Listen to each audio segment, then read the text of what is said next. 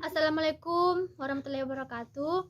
Perkenalkan, nama saya Eger Sutonapa dari Fakultas Keguruan dan Ilmu Pendidikan, Program Studi Pendidikan Geografi, Universitas 19 November Kolaka. Kali ini saya akan menjelaskan yang pertama, konsep dasar pembelajaran, kedua, pendekatan, strategi, dan model pembelajaran, ketiga, metode dan teknik pembelajaran. Baiklah, saya akan memulai dari yang pertama, yaitu konsep dasar pembelajaran. Konsep dasar pembelajaran yaitu dalam belajar ada yang dinamakan proses pembelajaran. Proses pembelajaran merupakan suatu upaya yang dilakukan oleh seorang guru atau pendidik untuk membelajarkan siswa yang belajar. Nah, oleh karena itu, guru hendaknya berperan dalam memfasilitasi agar terjadi proses mental emosional siswa sehingga kemajuan belajar dapat dicapai dalam proses pembelajaran. Setelah mengalami proses pembelajaran, ada yang dinamakan hasil belajar sebagai suatu yang ditentukan oleh usaha seseorang dalam melaksanakan kegiatan pembelajaran. Nah, pada dasarnya, hasil belajar ini ditandai dengan adanya perubahan tingkah laku secara keseluruhan, baik yang meliputi segi kognitif, afektif, maupun psikomotorik. Kedua, pendekatan pembelajaran. Pendekatan pembelajaran dapat diartikan sebagai titik tolak atau sudut pandang kita terhadap proses pembelajaran yang merujuk pada pandangan tentang terjadinya suatu proses yang sifatnya masih sangat umum. Di dalamnya mewadahi, menginspirasi, menguatkan, dan melatari metode pembelajaran dengan cakupan teoritis tertentu. Nah, dilihat dari pendekatannya, pembelajaran terdapat dua jenis pendekatan, yaitu pertama, pendekatan pembelajaran yang berorientasi atau berpusat pada siswa atau student contour approach.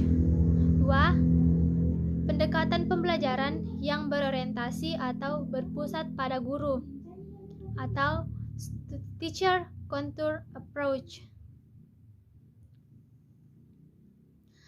Strategi pembelajaran. Dari pendekatan pembelajaran yang telah ditetapkan selanjutnya diturunkan ke dalam strategi pembelajaran. Newman dan Logan. Abin Syamsuddin Makmur mengemukakan 4 unsur strategi dan usaha.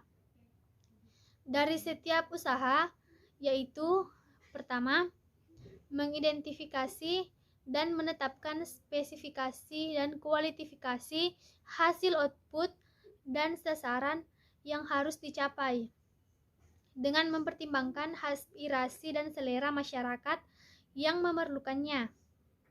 2. Mempertimbangkan dan memilih jalan pendekatan utama atau basic why yang paling efektif untuk mencapai sasaran. 3. Mempertimbangkan dan menetapkan langkah-langkah yang akan ditempuh sejak titik awal sampai dengan sasaran. 4.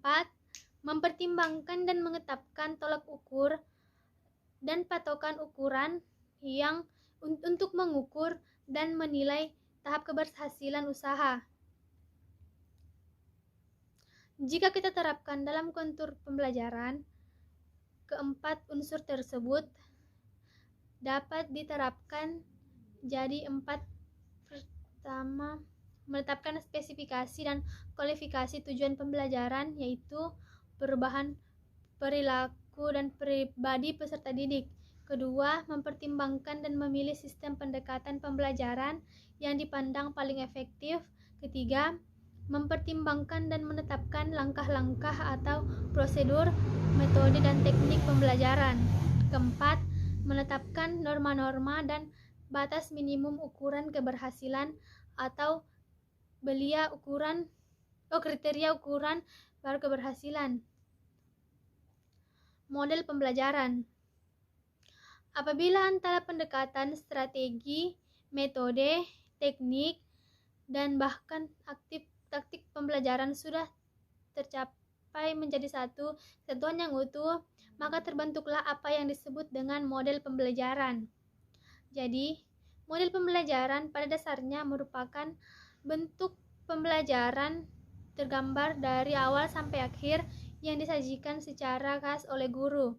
Dengan kata lain, model pembelajaran merupakan bingkai dari penerapan suatu pendekatan, metode, dan teknik pembelajaran